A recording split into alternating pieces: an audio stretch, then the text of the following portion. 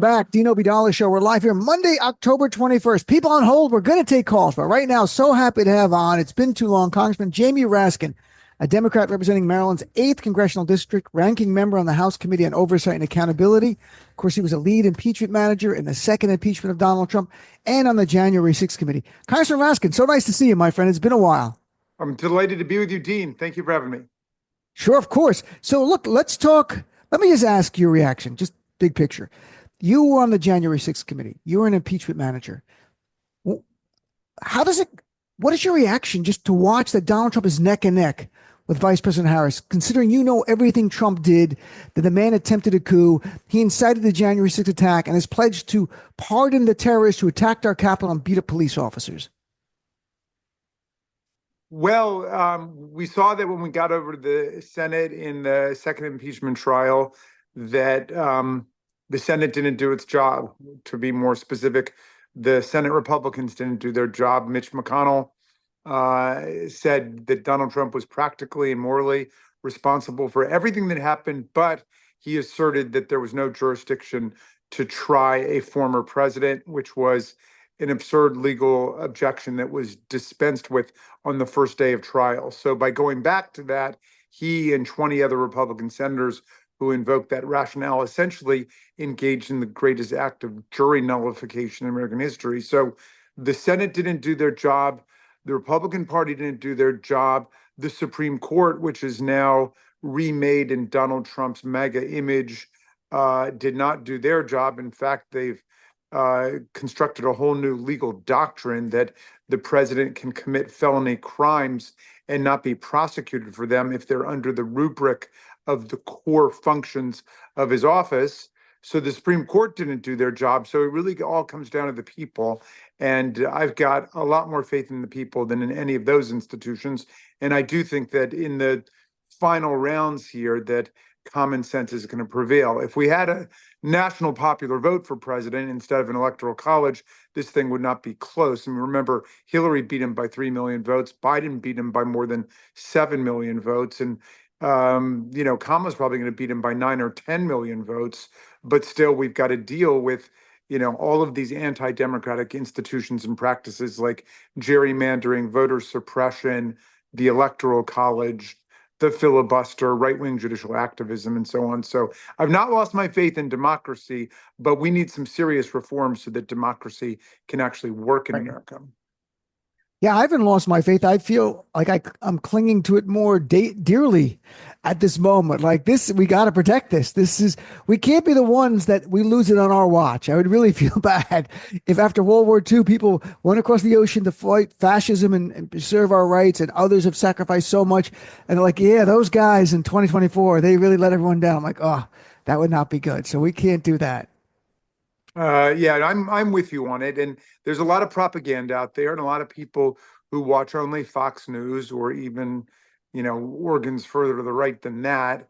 And you see how the billionaires are coming out like Elon Musk to literally try to buy the vote. And they're making such a mockery out of what real democracy is.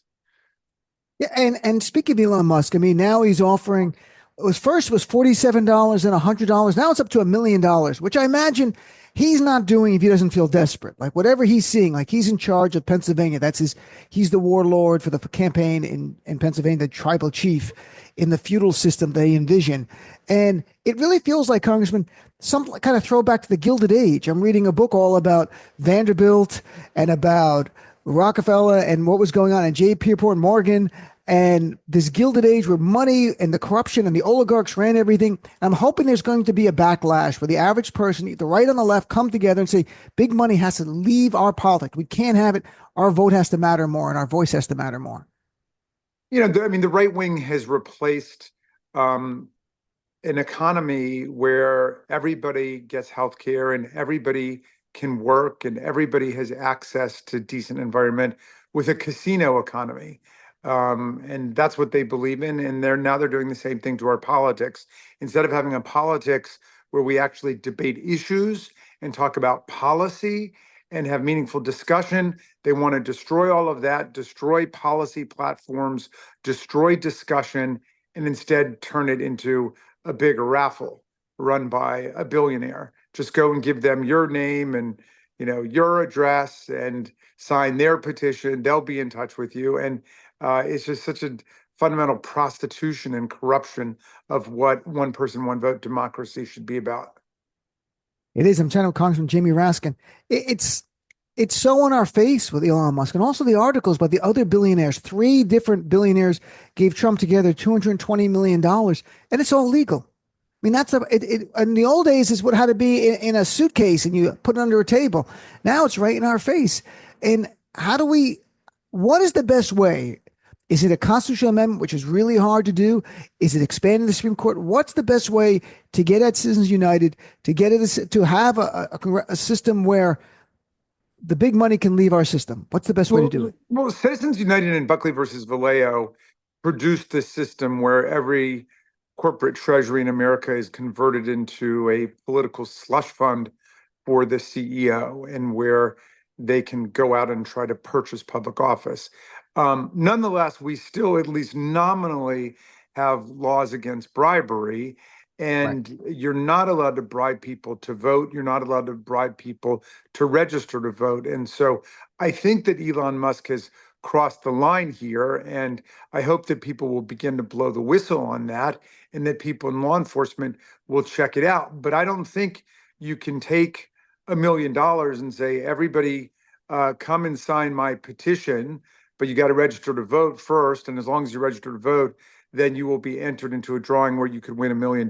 And by the way, I'm, working for Donald Trump and I'm fighting for Donald Trump. I mean, that is fundamentally inconsistent with the laws against vote buying. Absolutely. It's also dispiriting, and that's sort of their goal. I think they want us to feel like our vote doesn't matter and big money controls everything. And we can't allow the ushering in of an oligarchy. We might be close to that already, but we've got to stand up against it. So what's your reaction? Donald Trump doubled, tripled down, quadrupled down. The Democrats are, quote, the enemy within. We're sick, we're evil. He named Adam Schiff and Nancy Pelosi. I'm sure you're on that list if we would get to other names on the list. But I think we're all on that list, to be blunt. I think anyone who won't bend a knee to him. How concerning is it to hear this man even talk about the military and National Guard be used to, quote, handle them?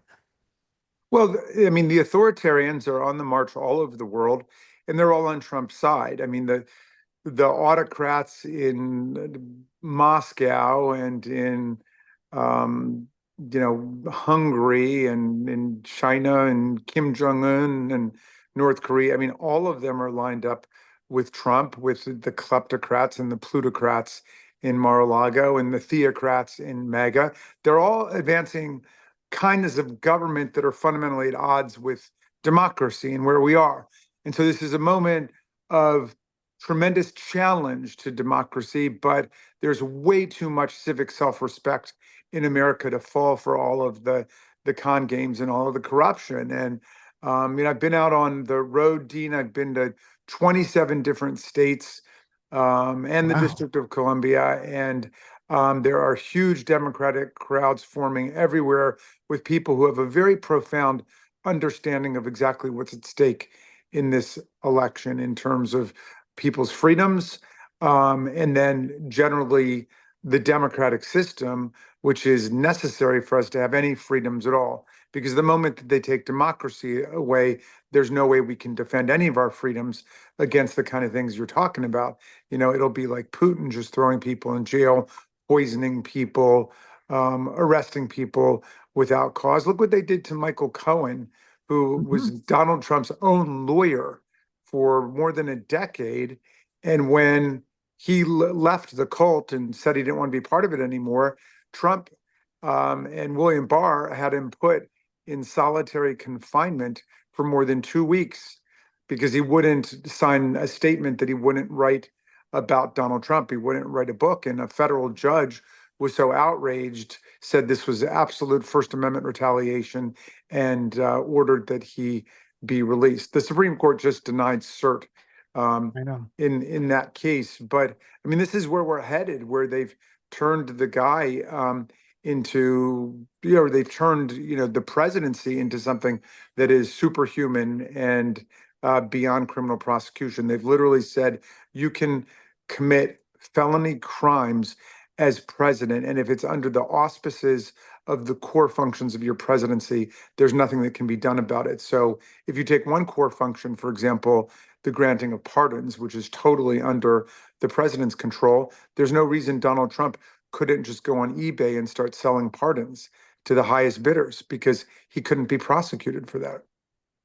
Yeah, very much so. Is your reading of that case, Trump versus U.S., that because there was that one provision about that the president can talk to the DOJ and discuss investigations, and it's absolutely immune conduct? Is that really saying that if Donald Trump got in, he could pick up his phone? He doesn't need to pick up the phone and call the military, call his AG and say, I want you to prosecute that person and that person and that person, and it's all protected. And that would seem to be the implication of it under the unitary executive theory of the presidency, which is that everybody in the executive branch just works for the president, and the president can make all those decisions about investigations and prosecutions. I mean, when Trump first started talking like that, everybody said that that was ridiculous, that that is a reflection of dictatorship and not a constitutional democracy. And yet this is where we are with Clarence Thomas and Sam Alito and Neil Gorsuch and Chief Justice Roberts and Brett Kavanaugh. You know, Not a good group. I'm trying to. So, a couple last things, Congressman, and I appreciate your time. I know you're traveling. I know you're out there all the time, and it's so hard to get you on, but I so appreciate you being here. From your point of view, what's the key? You're out on the road. What's the key to Vice President Harris winning this election? It is neck and neck. I tell people the polls mean nothing, except for the fact every state is in play. Every battleground state's in play. Whoever wants it more is going to win this election. From your point of view, what does she have to do, and what do we have to do to win this? well, it's the exact opposite of what it is the Republicans are doing there.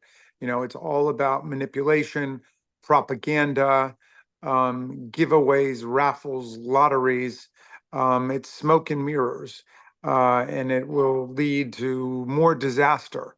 Um, the alternative is what the Democrats are doing, which is organizing people around democratic self-government, the rights of women, the rights of the people to vote, to participate, opposition to oligarchy, opposition to exploitation of people, defense of people's healthcare rights. I mean, look, we're a big tent now. I mean, our tent's so big, Dick Cheney's in our tent, right? I mean, we have a tent of people who are willing to defend constitutional democracy against the dictators and the tyrants and the autocrats and every enemy of democracy. And that is who's with us. We've got an amazing record to run on, and people have got to understand that. I mean, we sat there for 4 years under Donald Trump, and we had infrastructure week, we had infrastructure month, we had an infrastructure barbecue, we just never had an infrastructure bill.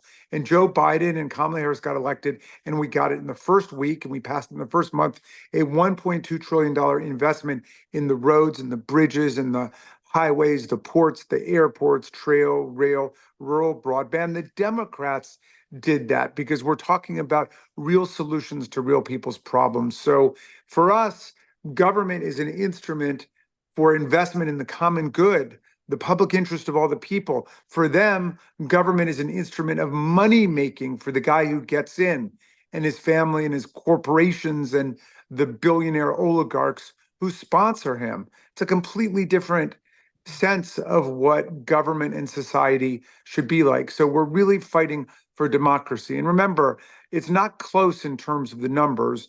They're able to manipulate certain peculiarities in our system, like their voter suppression tactics, their gerrymander tactics, and so on. But so we've got to be smart about all of those things. But what we need right now is a massive public turnout, and we got to make sure the young people are out there voting and voting with us. So, hey, I leave everybody with these words, Dean. Everything you need to know about voting in 2024 is everything you need to know about driving. If you want to go forward, you put it in D, and if you want to go backwards, you put it in R. That's what the young people need to understand. Thank you, Congressman Raskin. It was great seeing you, my friend. And I look forward to chatting with you again. And I hope Democrats win the House as well. We win the White House, and I hope you win the House. It's so important. You should be a chair of a committee, and I look forward to seeing that. Thank you so much, Dean. Stay close and hang tough, man.